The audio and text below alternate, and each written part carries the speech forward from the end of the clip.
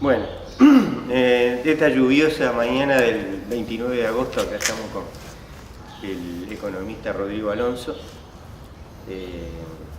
economista y militante político y social, que participa de un grupo Comuna, ¿no? No, Comuna no. Ah, ¿no? De Comuna no. No. No empecé mal. No importa. La revista Hemisferio Izquierdo, sí. Hemisferio Izquierdo, sí. Que es una revista que publica análisis sobre la realidad económica y social del Uruguay internacional. Y bueno, Rodrigo tiene un desarrollo teórico sobre el funcionamiento del capitalismo en el Uruguay, que a mí personalmente coincido en gran medida con él. Y bueno, queríamos hacer este pequeño video programa para dar a conocer esto y para conversar un poco sobre estos temas, que son temas sumamente importantes y que tienen que ver con la realidad, y salir un poco también de la chatura, ¿no? De la tarjeta de crédito, de cierto integrante del gobierno, de un montón de cosas que dominan la mediática nacional y que en realidad tienen una relevancia ínfima, ¿no? Sí. Así que Rodrigo, yo sé que tú tenés un planteo muy coherente, y bueno, vamos a tratar de que de alguna manera sea un diálogo, no un monólogo, pero, bien, sí. Pero bueno, tenés la palabra. Bien, sí, bueno, gracias William. Sí, primero los desarrollos que hacemos en Uruguay fundamentalmente con otro compañero que es Gabriel Sanzábal sobre el capitalismo uruguayo, sus especificidades, y eso creemos que es un debate que hay que recuperar. No es originalidad nuestra, no viene de nosotros en sí, nosotros no somos los que ponemos las primeras piedras en términos de hipótesis sobre qué es lo que pasa, sino que lo que hacemos es, como se dice vulgarmente, chupar rueda de un investigador argentino que se llama Juan Íñigo Carrera. Yo creo que te pasé un texto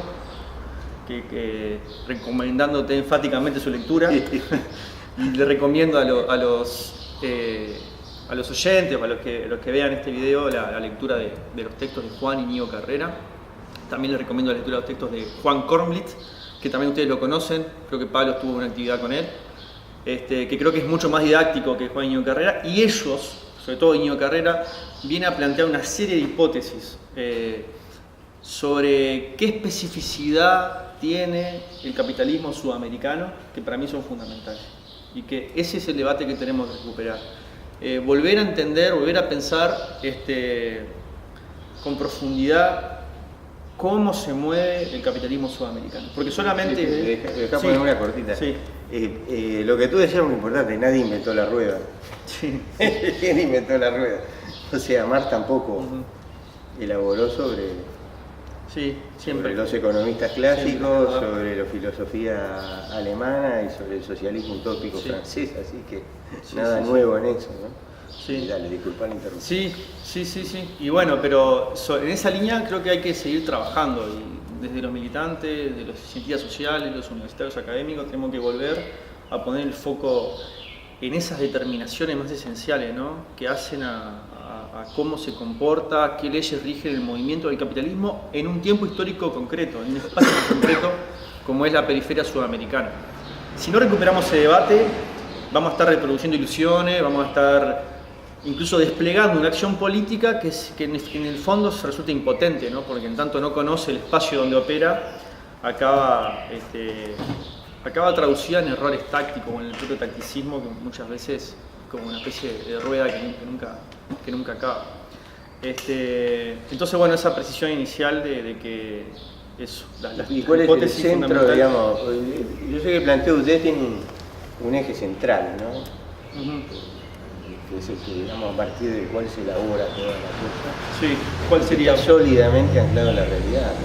No, decirlo tú, yo sé lo que es, pero... La renta agraria. Claro. Sí. Suelo, renta agraria. Claro, bueno, eso es lo otro. Importante lo que vos decías de la realidad como eje articulador del pensamiento, porque muchas veces, incluso hoy, luego de momentos de derrota política de la clase, ¿no? Del sujeto, pienso en los 60, 70, esa gran derrota que vivimos, incluso con el desarrollo del neoliberalismo, suelen haber... ¿Qué es el sujeto? Quiero decir, de la clase obrera, ¿no? Suele haber como momentos donde reverdecen todas las perspectivas utopistas, por un lado, y sobre todo también reverdecen perspectivas más bien idealistas, ¿no? Entonces yo lo que veo hoy es que la clase obrera no está construyendo su capacidad de entender la realidad concreta, sino que todavía lo que está reproduciendo es teoría pasada.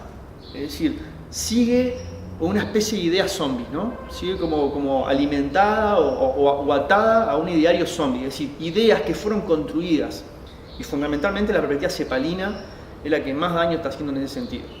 Ideas que fueron construidas sobre una etapa de un capitalismo ya superado, pensemos en el capitalismo de la ICI en América Latina, ¿no? ¿El capitalismo de la ICI, la industrialización por importaciones. No, decirlo porque mirá que... Sí, perdón.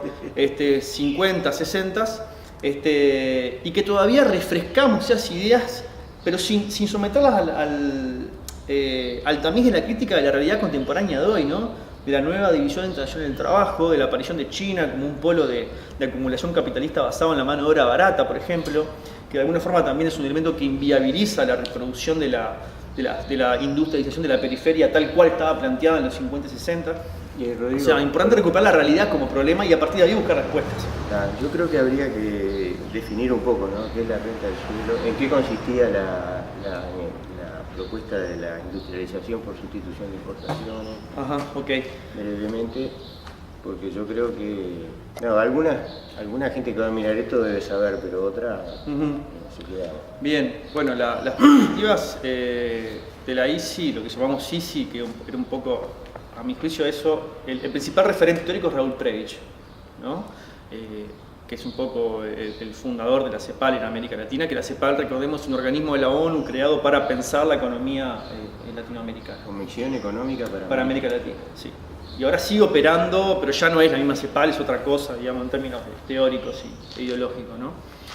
El planteo fundamental ahí, para ser bien sintético, era que América Latina estaba sometida históricamente a lo que se llamaba el deterioro de los términos de intercambio, es decir, lo que exportábamos cada vez valía menos en relación a lo que importábamos, y eso generaba unos cuellos de botella en clave de frente externo, de cuentas de balanza de pagos, que nos hacían andar recurrentemente en crisis. ¿Esto por qué ocurría? Porque América Latina se especializaba en la producción de productos primarios, mientras que los países centrales se especializaban en la producción de productos industriales.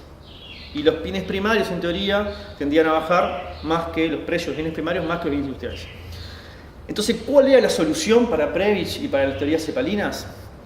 El proceso de industrialización de la periferia, ¿no? Entonces, había que generar un marco de alianzas amplio con la burguesía nacional, que tiene un rol protagónico a jugar y progresivo para desarrollar el capitalismo nacional de alguna forma, ¿no? Ese es el arco de alianzas que en su momento junta al Partido Comunista, sectores progresistas de los partidos de derecha en Uruguay, que expresa Perón en Argentina, que expresa Getúlio Vargas en Brasil, que expresa Cárdenas, que expresa el vallismo en Uruguay, un poco expresa eso.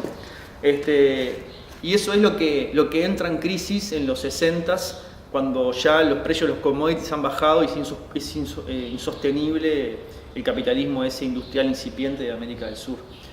Yo creo que sobre esa memoria de que eso es posible todavía, de que es posible un neovallismo en Uruguay o un nuevo vallismo en Uruguay, está alimentada la actual reflexión de la izquierda uruguaya, de gran parte de la izquierda uruguaya. Incluso de los otra parte no.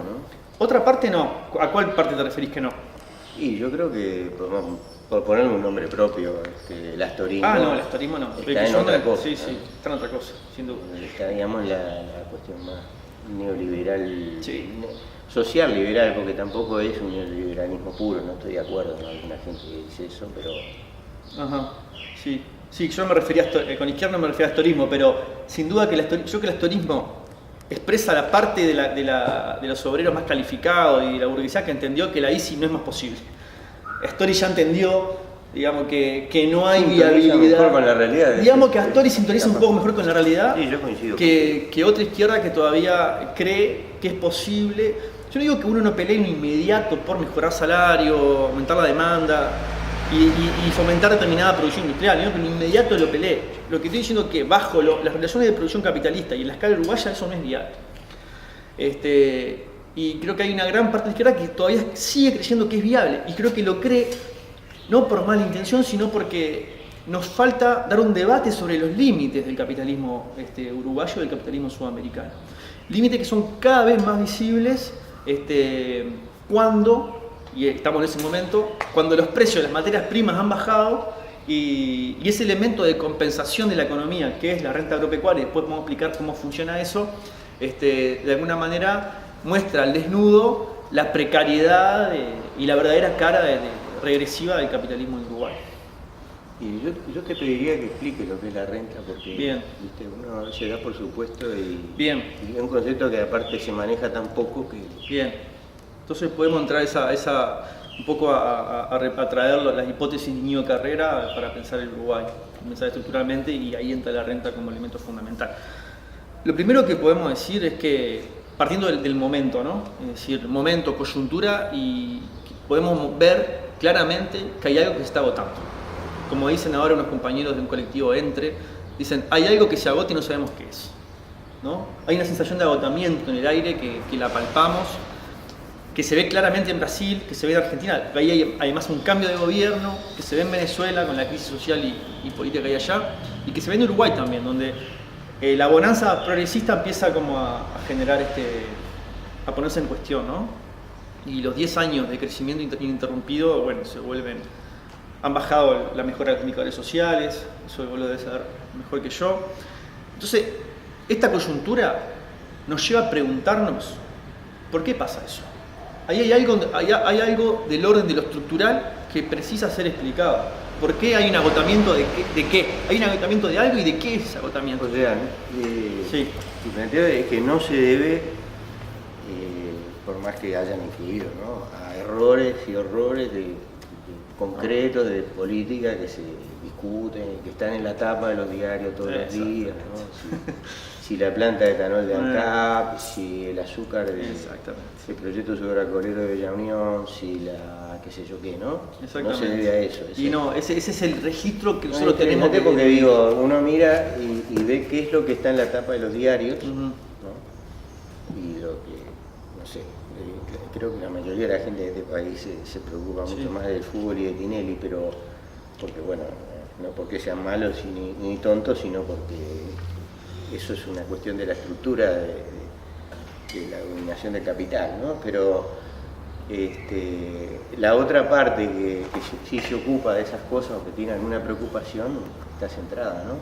Sí, tal cual, eso es importante que señalás, porque desde ese registro que ponen en el centro del debate de lo que nos pasa en si quién gestionó aquello, si lo hizo bien, si lo hizo mal, incluso qué gobierno nos gobierna, que no es un tema menor, pero que no es el tema fundamental. No es el tema fundamental. Por eso queremos desplazar el debate hacia el orden de lo estructural, hacia el orden de lo metabólico, hacia el orden de lo orgánico, digamos, de aquellos elementos esenciales que hacen a una formación económica. Es fundamental eso, porque la propia izquierda cae en ese debate de superficie, en ese debate de paisaje, ¿no? Y eso es como una forma del analfabetismo político también. Si seguimos parados en ese debate de superficie, nunca vamos a llegar a los elementos que hacen esencialmente a nuestro problema. Bueno, ¿y qué es la renta de la tierra? Bueno, entonces para entrar a lo que es la renta de la tierra, decimos que hay que entrar a algo de lo estructural, ¿no? Y ahí, trayendo las ideas de Íñigo Carrera, para hacerlo breve, el tipo dice algo como lo siguiente. En la actual división internacional del trabajo, siempre es importante situarnos en el todo global, digamos, la unidad global de la acumulación de capital. En la actual división internacional del trabajo, somos un país ni-ni, dice Íñigo Carrera. ¿Por qué ni-ni?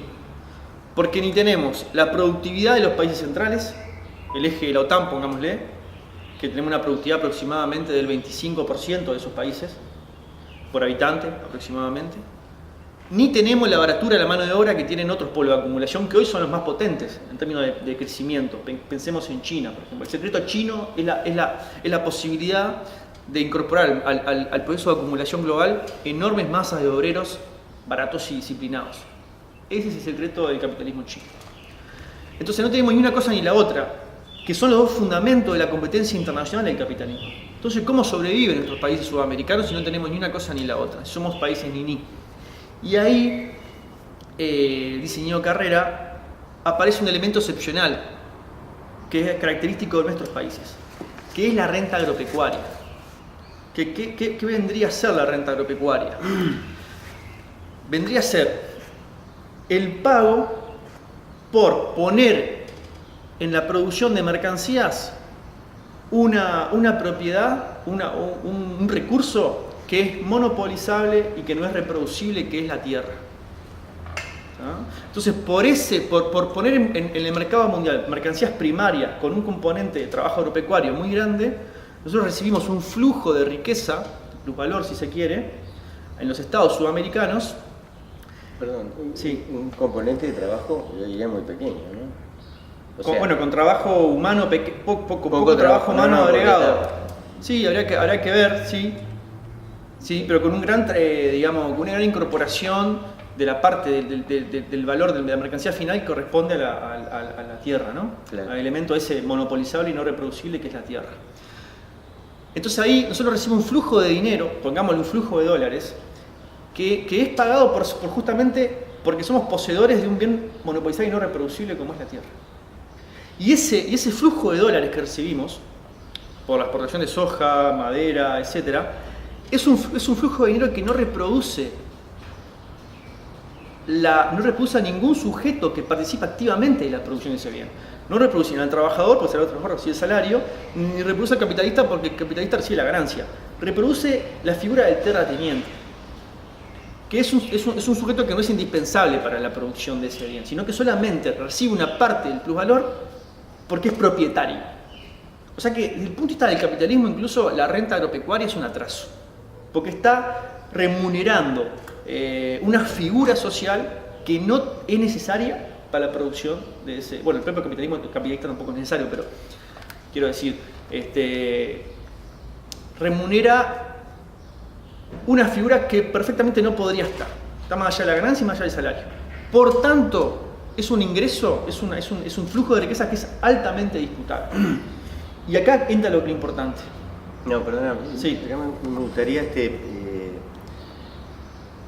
señalar que esto que plantea Íñigo Carrera, que planteas tú, no es una cuestión novedosa. No. Esto es de los economistas clásicos. Sí. O sea, De Ricardo. Ricardo. Sí. O sea, sí. Empieza en el siglo XVIII.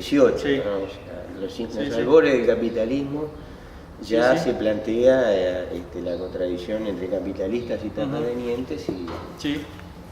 Sí, incluso Ricardo está mucho más avanzado que muchos de los ideólogos del capitalismo contemporáneo, ¿no? Porque Ricardo ya planteaba que la renta agropecuaria era un obstáculo para el desarrollo del capitalismo y de la burguesía como clase pujante.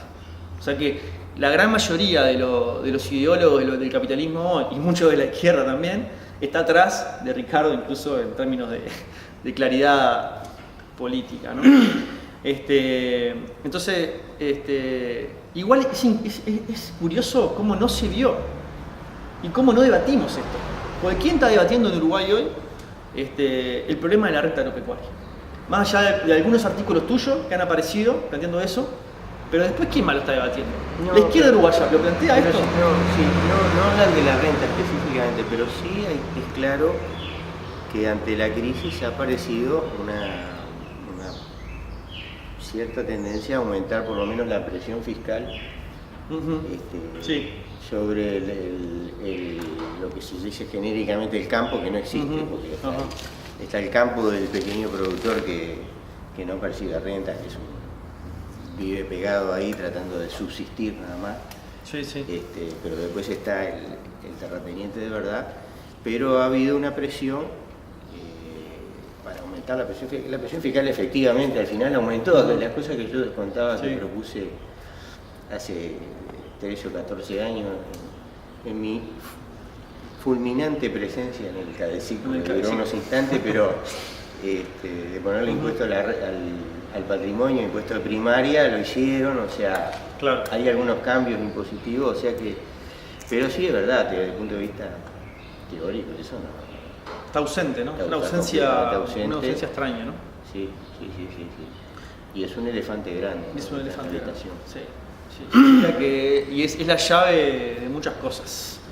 Es la llave del poder y es la llave de la posibilidad justamente de dar un vuelco a la deriva histórica en la que estamos parados. Entonces, ¿cómo opera esta renta? Porque no es que es un ingreso que queda ahí solamente boyando y no tiene... Opera de forma particular en la dinamización del proceso de acumulación. ¿De qué manera? Dice este investigador argentino de carrera que básicamente nosotros, como decíamos, estamos constituidos o respondemos a capitales locales, aún de propiedad internacional, de baja escala y baja productividad, que solamente operan y son virtuosos, son capaces de generar empleo, de pagar mejores salarios, cuando reciben una compensación de este flujo de renta agropecuaria. Cuando son compensados por este flujo de renta agropecuaria que, como decíamos, es disputable. ¿De qué forma opera esa compensación? Uno podría decir, bueno, el Estado pone un impuesto, como las detracciones en Argentina, y luego lo transfiere a la industria, pongámosle. En Uruguay no opera así, fundamentalmente. Creo que en el primer vallismo operaba de una forma parecida, no tengo muy claro. En Uruguay hubo detracciones. Hubo detracciones, hubo cambios diferenciales también. La lana y la carne tenían detracciones. En el periodo progresista, la década progresista, que recordemos es una década de renta alta, por eso es progresista, si no hubiera sido progresista la década. El mecanismo fundamental que operaba era el del tipo de cambio. La sobrevaluación del peso o el dólar bajo, digamos, es una forma de afectar al sector terrateniente sin confiscarlo directamente. Por eso la ARU está todo el tiempo haciendo campaña para devaluar, porque ellos reciben ingresos en dólares y gastan en pesos. Entonces afecta al sector terrateniente y de esa forma se beneficia, porque en la medida que el dólar vale menos y el peso está valorizado, yo puedo importar cosas más baratas. Importo bienes salarios, importo bienes de capital. Y de esa forma yo permito que el capitalismo se dinamice, en cierta medida. Ahora, ese es el secreto de la fase virtuosa del capitalismo. La capacidad de tener un elemento de compensación que vía un tipo de cambio valorizado me permite dinamizar el proceso de acumulación interno. Ahora, esto tiene un primer problema, que ¿cuál es? Que si mi capitalismo se dinamiza abaratando bienes salarios y bienes de capital por un tipo de cambio valorizado. Explicar lo que son los bienes salarios. Perdón, sí, bienes salarios son las mercancías que componen la canasta de consumo de los trabajadores, la canasta de consumo de la población, todo lo que tiene que ver con eso. Y que en el Uruguay, caso del Uruguay, algunos de los fundamentales son exportables, o sea la carne. En su gran medida, sí. En su gran medida, sí. Entonces, digamos, el abaratamiento de bienes salario y bienes de capital. Pero ¿qué es lo que está pasando? Acá ya empieza a aparecer una primera contradicción. Y es que el mecanismo que me permite la virtuosidad de mi capitalismo, al mismo tiempo, es el mecanismo que no impide que mi capitalismo se desarrolle.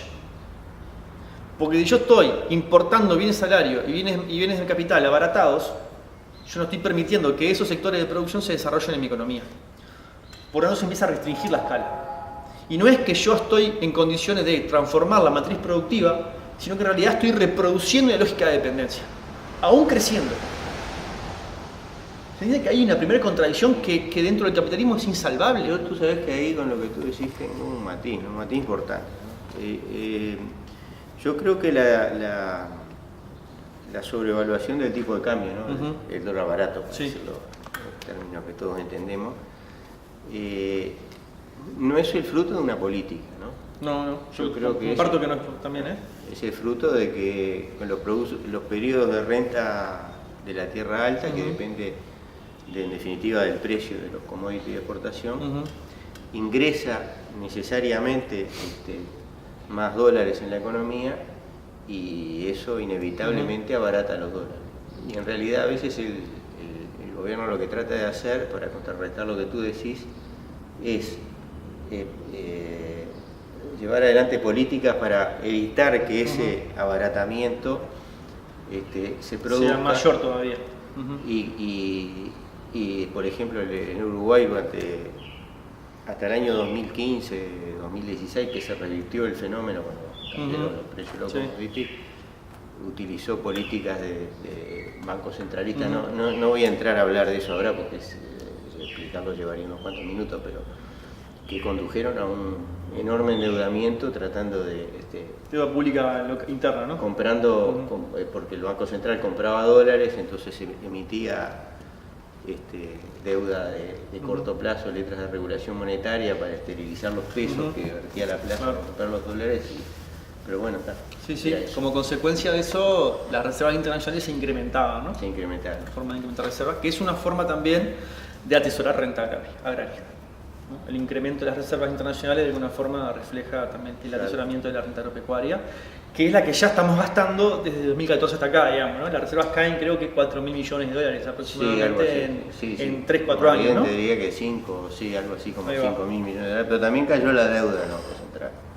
Hay que decir, la hoja de balance tiene dos partes, ¿no? O sea, la gráfica es un paralelismo prácticamente pegado, ¿verdad? Sube la deuda y las reservas que le llaman de libre disponibilidad de central, y después caen las dos. Bueno, volvamos a... Entonces decíamos que hay una primera contradicción que nos pone a nosotros en una trayectoria orbital en torno al capitalismo central. No es que estamos en vía de desarrollo, sino que estamos reproduciendo la dependencia de alguna forma. Desarrollo del subdesarrollo, como decía Gunther Frank ya en los años 60, ¿no?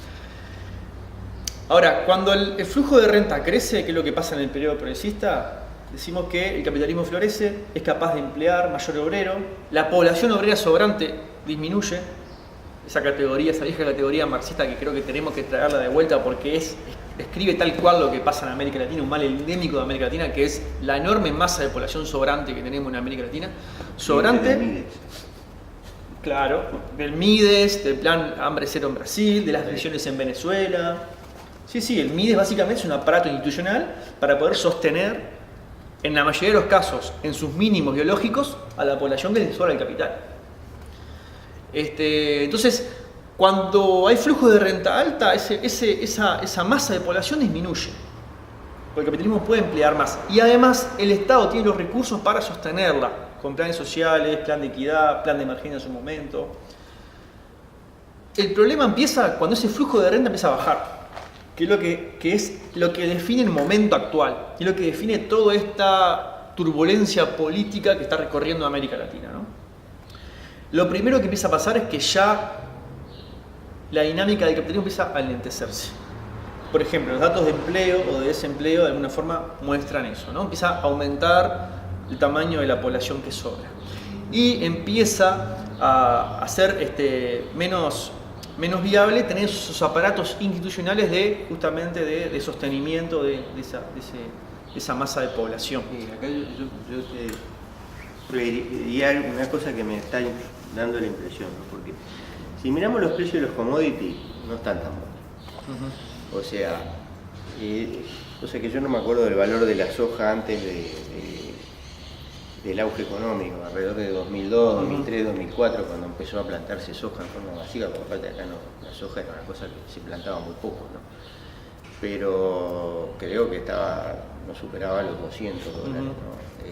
Y ahora estamos en 300 y pico, 350 en el orden desde hace ya un año y medio, después que cayó de aquellos máximos de más de 400, pongo la soja, podemos poner la carne que bajó de 4.000 y pico de dólares a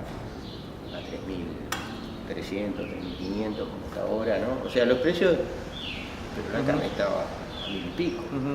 O sea, ahora está más del doble de lo que estaba hace 15 años. Yo creo que la dinámica es que para que la cosa marche bien acá, no solo se tiene que mantener los precios y por lo tanto la renta, sino que tiene que estar permanentemente creciendo, ¿no? Da la impresión de que funciona así, más que... Sí. No, creo que esa es la clave, incluso Íñigo Carrera plantea justamente eso. Fíjate que vos comparabas dos periodos diferentes y dos precios diferentes, ¿no? Lo que pasa es que el capitalismo uruguayo de la carne a 1000 y pico no es el de ahora. Entonces era un capitalismo mucho más pequeño, con salarios mucho más bajos, entonces todavía era soportable, o no, tampoco era soportable, ¿no? Pero ¿qué pasa? Hay una relación cuantitativa, en términos de cantidad, entre el flujo de renta y el tamaño de tu economía. Cuanto más grande es tu economía, cuanto más crece, precisa más renta para moverse. Incluso para poder continuarse expandiendo, precisa que el flujo, y ahí lo que decías vos recién, que el flujo de renta se incremente. O sea que esto no tiene un límite, no es que nosotros podemos estancarnos ahora y bueno, mantenernos con la soja a X precio y con la cantidad de hectáreas producidas a X cantidad. Es necesario el incremento de esa masa, lo cual nos pone en un problema, porque incluso presiona para la expansión de la frontera agrícola permanentemente y para la intensidad también, la intensidad de la producción, lo cual degrada mucho más el entorno ambiental, ¿no? ¿Qué diseñó Carrera ahí, a partir de lo que vos decís? Dice, el capitalismo global cada vez se expande más en escala. Y además, el diferencial de productividad con los países centrales también se separa. Eso quiere decir que tu desfasaje con el proceso de acumulación global es cada vez mayor. Porque vos mantenés la escala restringida de tu industria y además cada vez tenés menos productividad en relación a la de ellos. Por tanto, precisás cada vez más magnitud del elemento que te compensa. Es decir, precisás cada vez más renta. Y no solamente la renta no está creciendo, sino que la renta a partir de 2014 empieza a bajar. Por tanto, el problema es doble. ¿Qué es lo que pasa ahí? ¿Cómo opera la economía? Esto es más a nivel de lo orgánico, no es que haya alguien que dice, bueno, ahora vamos a hacer esto. Opera por una necesidad. Lo primero que empieza a pasar es que gasto reservas. Cuando se me acaba el flujo de renta agraria, uso reservas como, de alguna forma, los internacionales dijimos que eran renta agraria acumulada, ¿no? Y las pongo en el mercado. Cuando ya los niveles de reservas se me vuelven críticos, lo que necesariamente empiezo a tener que hacer es recurrir a un ciclo de endeudamiento. Entonces la deuda externa, la famosa deuda externa que siempre en la izquierda colocamos como un problema estructural, etc., en realidad viene a ser la fuente de compensación de dólares cuando la renta no me es suficiente para compensar el proceso de acumulación interna. De ahí es que nosotros podamos decir que hoy estemos ingresando en una etapa de un nuevo ciclo de endeudamiento externo, muy probablemente. De ahí la importancia que le pone el gobierno al déficit fiscal, entre otras razones, ¿no? Pero fundamentalmente esta es una, ¿no? La necesidad de preservar los grados, digamos, las calificaciones en el mercado internacional de capitales para que la deuda que precisa contraer en los próximos años sea cada vez más barata, ¿no? De ahí que ya empieza a pasar que hay una disputa por el gasto público, ¿no? Yo preciso recortar gasto público social para poder seguir manteniendo el pago de los intereses del capital, ¿no? Pero lo que importa acá es entender la necesidad de eso. No es que los administradores lo hagan porque tengan una conciencia neoliberal, porque son perversos. Es porque el capitalismo funciona así. Hay que entender ese elemento fundamental. No es ni Cristina ni es Macri, es el capitalismo argentino el que empuja el ajuste. Y acá entra otro elemento, que creo que es el fundamental y el que define la problemática central a la que arribamos ahora. Es que si, cuando no hay renta, recurre a reservas, recurre a deuda. Cuando eso ya no es suficiente, cuando, por ejemplo, ahora que va a subir la tasa de interés en Estados Unidos muy probablemente, ¿no? Bueno. Lo viene anunciando hace unos años, pero en algún momento va a tener que subir. Yo ya me equivoqué tantas veces haciendo esa predicción que la verdad es que me he vuelto. Lo viene anunciando. No, la verdad que, porque digo, hay que reconocer que uno Sí. Lo anunció, va a pasar. Y al final termina como aquello, ¿no? Que dice que, yo aclaro que no soy economista, pero dicen que un economista es el tipo que previó 10 de las últimas 2 recesiones, ¿no? Ahí va. Está bueno. ¿No? 10 de las últimas 2. Pero está bien. Está sí. bueno, me voy a anotar ese. No sé si no va. O sea, en algún momento yo pienso que las tasas tienen que volver a subir, ¿no? Hay otro dicho, ¿no? Que circula mucho en